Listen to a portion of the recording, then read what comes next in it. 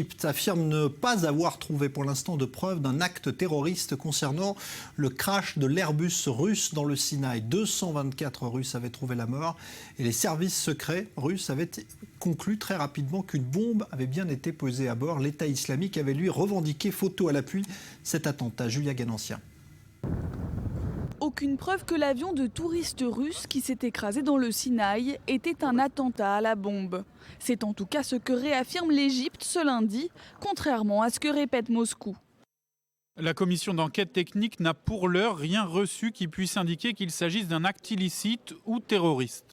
Suite à ce communiqué du Caire, le porte-parole du Kremlin réagit immédiatement.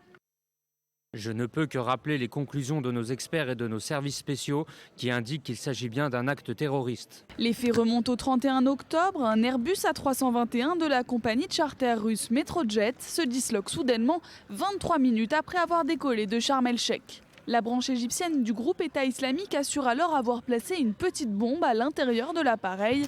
Puis le 17 novembre, les enquêteurs russes disent avoir trouvé les preuves d'un attentat à la bombe. Nos experts estiment qu'une bombe artisanale contenant l'équivalent d'1 kilo de TNT a explosé en plein vol. Résultat de quoi l'appareil s'est disloqué dans les airs. Mais depuis le premier jour, l'Égypte s'évertue à nier la thèse de l'attentat et réfute tout laxisme dans ses contrôles des bagages et passagers dans ses aéroports. Car plus que tout, le pays redoute que le tourisme, pilier de son économie fragile, ne s'effondre.